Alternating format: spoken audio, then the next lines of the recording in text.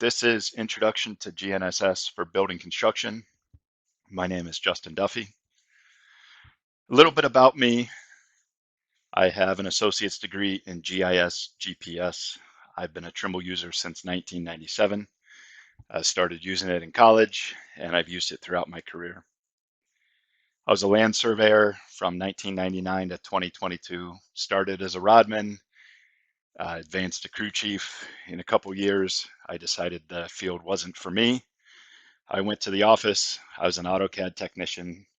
For the next 8 years, I decided I didn't like the office full-time all that much.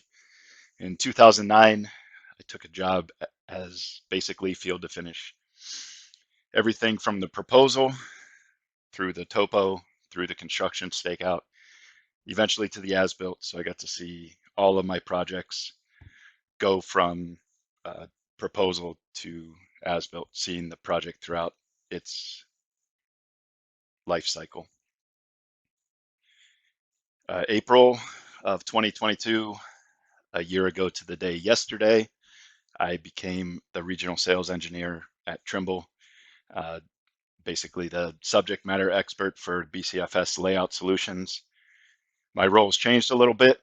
Now I'm learning scanning reluctantly, but I really don't have a choice. So I'll get there, not quite there yet, but I'm getting there.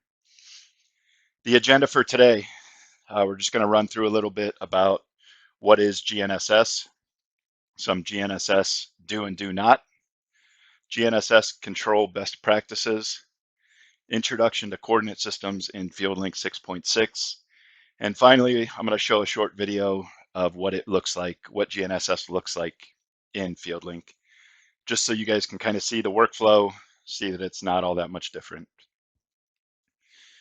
We'll start with what is GNSS, a brief overview of GNSS. GNSS means the Global Navigation Satellite System. There's 6 major GNSS constellations: GPS, Galileo, GLONASS, Beidou. You can read the other ones. So when I first started using it, we only had GPS satellites. Each one of these constellations usually contains more than 20 satellites. The vast majority of those satellites are flying around the world on a predefined path, which means they're basically orbiting the Earth while broadcasting signals to the Earth. When I started, we only had GPS. That means on any given day, we were tracking between 6 to 9 satellites. What did this mean? It meant that we had to work crazy hours. We had to plan ahead. Sometimes we would be out at 2 a.m. just to be able to get the 6 satellites required for a position.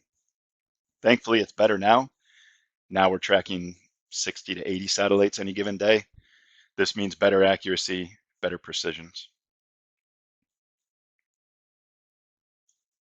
GNSS, what is it? What can it do for you? Accurate, repeatable measurements. Again, this wasn't the case before we had all these constellations. Now it is. You can take a shot today. You can go out and take that same shot tomorrow, and it's going to be accurate within itself. You can definitely have repeatable measurements. Again, not always the case, but thankfully now it is. It decreases the need to set up repeatedly. One setup gives miles of accurate measurements. How does this relate to what we do? How can this improve our speed and layout, our speed and collection? Say you had a parking lot where you needed to stake 50 light poles in a large parking lot. You can lay them out on grade into top of curb accurately. You can lay out your underground, etc., all from one setup. If you were to do that same parking lot with your RTS, constantly moving, constantly setting up, one site calibration can be used in most cases throughout a project lifecycle. The value in this, we had a customer with a 100-acre site. They were able to do a site calibration at the beginning of the project, and then they used that calibration throughout the project. So you don't have to go out every day. You don't have to shoot your points around the 100-acre site every day. Do it one time. That file is saved to your tablet. You can apply it in FieldLink, and you're good to go for the entire project. It removes the need for line of sight for layout and collection. We've all been on construction sites. There's always something in the way. Somebody always will park their truck in front of you. Someone will always stand in front of you. With GNSS, you don't have to worry about that line of sight. You're getting accuracy, not quite the accuracy of the total station. We'll go through that, but it does remove that line of sight for layout and collection. And it's got the same workflow, the same software as the RTS for setup, setup, layout, and collection. So you're not learning a different software. The workflow is generally the same, maybe a couple different button clicks, but for the most part, setup is exactly the same. Everything looks the same. I'll show you that in a little bit. GNSS, what are the shortcomings? This is something I want to be completely transparent about. I'm not going to stand up here and tell you that it's perfect for everything, because it's certainly not. It's not as accurate for the RTS for layout and collection. So this is very important. You guys just need to know that that it has its limitations, that it's not for everything. It's a tool in the tool chest. If you're trying to set anchor bolts, not the best solution for that. You get out your RTS for that. It's not ideal for urban areas where buildings will obscure the horizon. Again, downtown areas, areas where there could be problems seeing the skyline. I'll show you in a little bit kind of what I mean by that. It's not ideal for that. Your initial control must be horizontally and vertically accurate and surround the job. Linear control won't work. I'll go through this a little bit more in a couple slides, but I just want to stress that this is one of the shortcomings of GNSS. And you must have 4 accurate control points to initialize and use GNSS. So you have to have 4 points. You have to surround your site. GNSS accuracy levels. Again, this is kind of what I was getting at with the anchor bolts. With base rover setup, you're looking at 1/4 to 1/2 inch, 1/4 horizontally, 1/2 inch vertically. VRS, same. VRS is where you would dial into your state or county VRS network. You only need a rover. You don't need a base. You don't have to set a base up every day. VRS is awesome. I used it throughout my entire career, but it does have limitations. You do have to have cell service, which I know most places is all right, but there are places that you don't have cell service. And then Trimble RTX. Trimble RTX is Trimble's VRS network. It works similar to VRS. You don't need cell service. It's basically tracking a satellite for correction. Accuracy is not as great as VRS or base rover. Again, this is one of those things you have to know the capabilities. You have to know how good it's going to be. Couple GNSS do and do not, couple tips and tricks. First of all, you're going to want to find a nice open area for your base station, but you're also going to have to look for an area that will shelter your equipment from the possibility of theft or damage.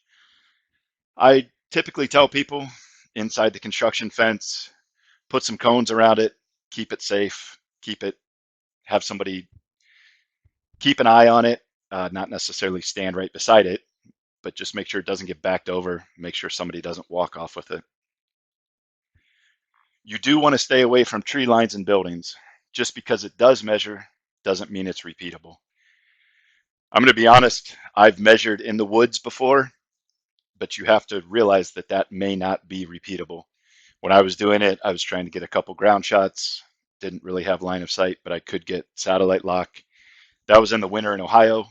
This picture here of these pines, this is absolutely not going to work. You're not going to get lock in there. Those pines act like a wall, like a canopy over top of you. Urban areas. This is my hometown, Cleveland, Ohio. If you were to set up here out this beautiful park, you'd be fine. As you go into downtown, you're certainly going to have trouble locking on. I know those buildings don't look tall, but it doesn't matter. They're going to be taller than you are, so they're going to block your signal.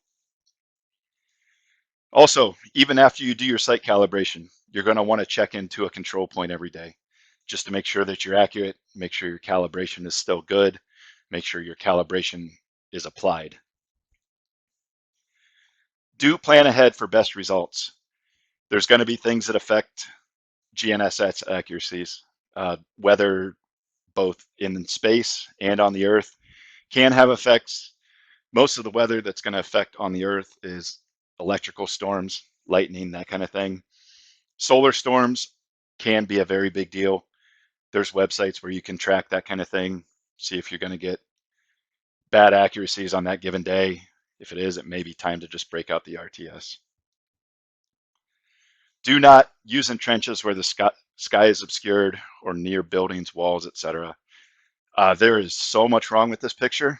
It's something I saw on Reddit and it made me chuckle because it's a terrible example of everything you shouldn't do on a construction site. But for this, we're just going to focus on the GNSS.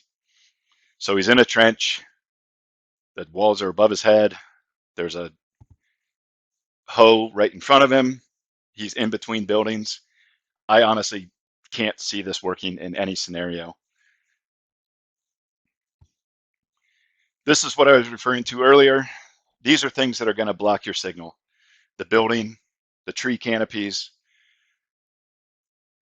the signal can go through, but it's going to be, you're not going to get the results. You're not going to get repeatable results.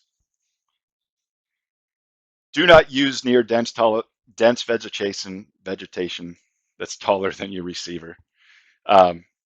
This is kind of a worst case scenario. It may measure, but again, probably not going to be repeatable. This is a big one.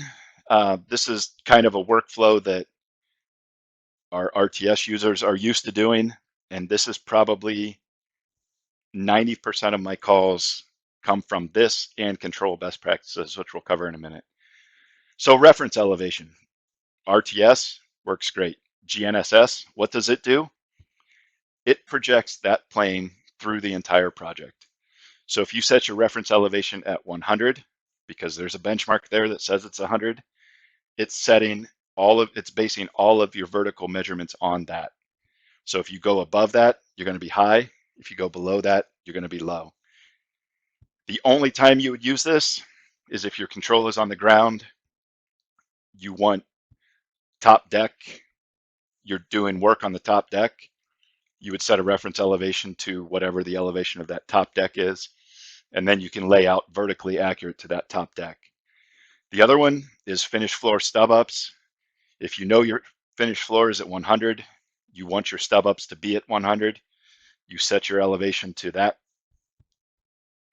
reference elevation, and then you can set your stub ups so they're going to come up through the finished floor. Again, be very careful with this. If you have horizontally and vertically accurate control, then your project's based on that control. So there's no reason to set a reference elevation. Again, I just want to stress how important this is. I see this, I probably get 2 or 3 calls a week about this exact thing. Control best practices. Position the control in a perimeter around your site. So this is kind of a best case scenario. We have control on all 4 corners. We have our base in a location that it's not going to get run over, not going to get stolen. This is ideal. You can get this done if you get out early. I was a surveyor. I know this is how I would have set control. All 4 corners, you could see between them. So get out there early, get your points, get your calibration done, and you're good to go for the project.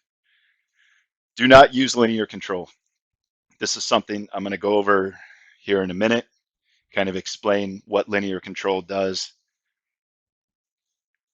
And 4 horizontal and vertical controls are required for vertical position. You can do 3, you're not going to get a residual on your vertical position. So a little bit about linear control. The way I explain it to people is it's a string you're trying to hold up a tabletop with. If you run that string down the middle, that plane or that tabletop is going to tilt left and right. So if you go one way, you may be high, the other way you may be low, it may be all over the place. I've had calls where they get off of this line and they're 200 or 300 feet vertically off. That's always my first question. What does your control look like? If it's linear, you're going to have trouble.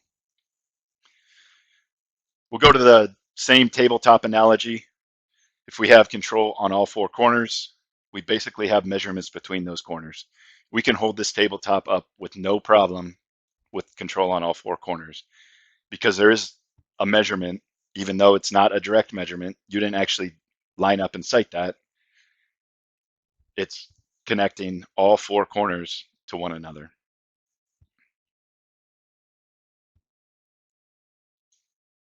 FieldLink version 6.6 introduced coordinate systems.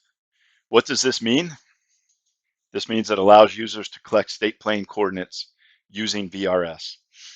This is important because now basically you pick your coordinate system, you can walk out onto a site and you're on state plane. Right now, we only support international feet.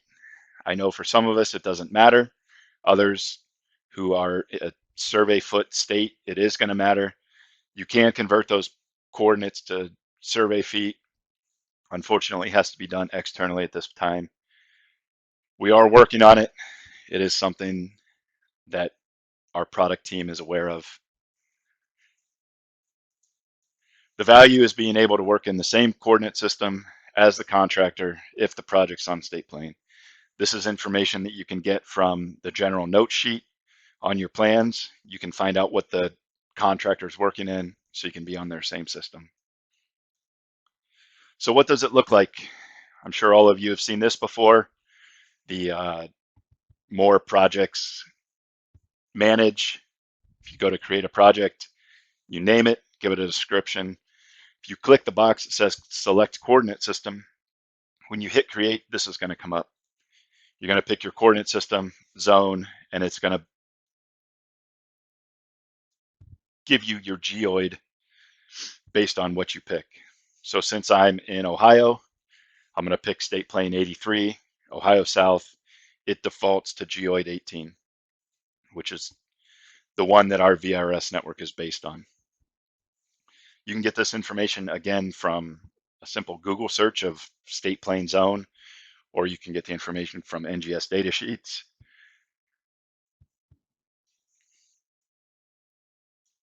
So now I'm just going to run through what this looks like in FieldLink.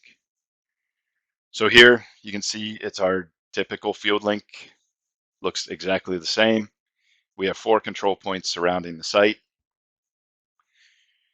First thing we're going to do, we're going to connect to our base. Again, everything looks identical. Device setup, same workflow. You're going to pick your base, connect to it.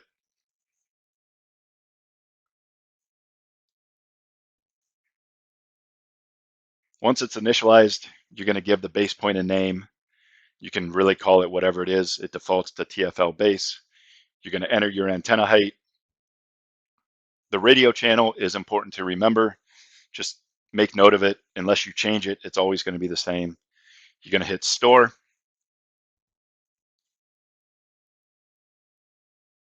And now it's going to prompt you to find your rover. You'll click on find rover. I typically tell everyone to leave their rover off until they get to this point. Just a little less confusion. Seems to connect a little easier.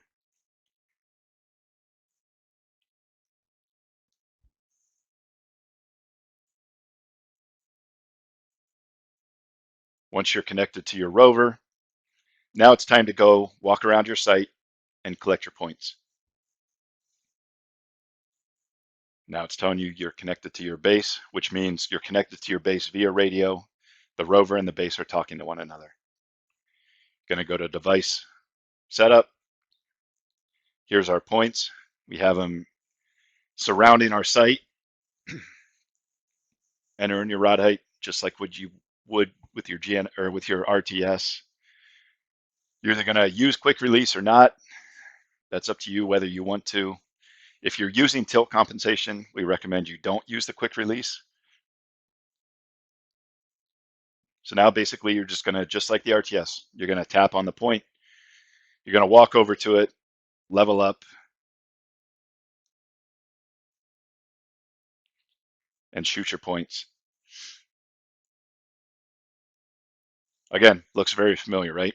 So after you get your fourth one, you can see after 3, we get our horizontal residual. Once you add that fourth, it will give us our vertical residual. You can see above device, it's flashing between power and number of satellites. In this case, we're tracking 64. So now that we included that fourth one, now we have a vertical residual of a 16th, horizontal of 3/16. Our setup's successful. So it's really that quick and easy. This can be used throughout the project. You don't have to go back through and do it every day. Again, we just recommend that you at least check in to one point each day. So now if we go into layout, as long as the buttons are facing you, it's going to tell you which way to walk.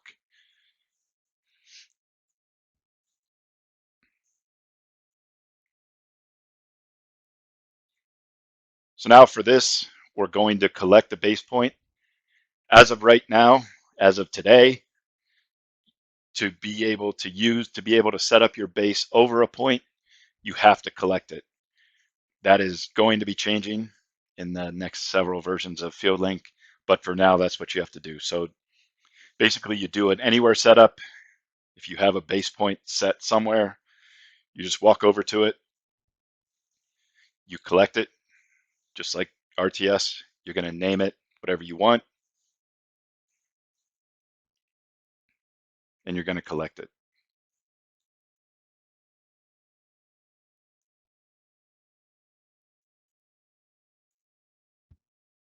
So now it's collected. So now we're going to go through another setup. In this example, we're going to set up over a known point or over that point that we just collected. So same process. We're going to connect to our base.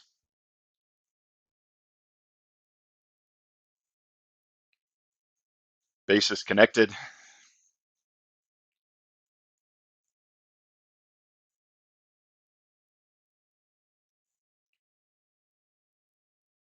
Enter in the antenna height, base point name. Now we're going to basically just tap on that point that says permanent base. We're going to tell it that that base station is set up over that on a tripod using a tribrac. Click on it, say set over point,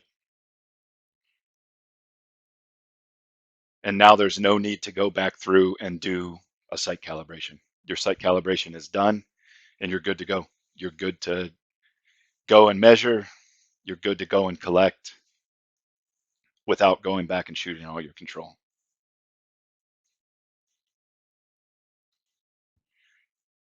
Thank you for your time. For further information and support, contact your local building point. For more information on our solutions, there's the website. That's just Trimble's Buildings Division. And now I'll open it up to questions.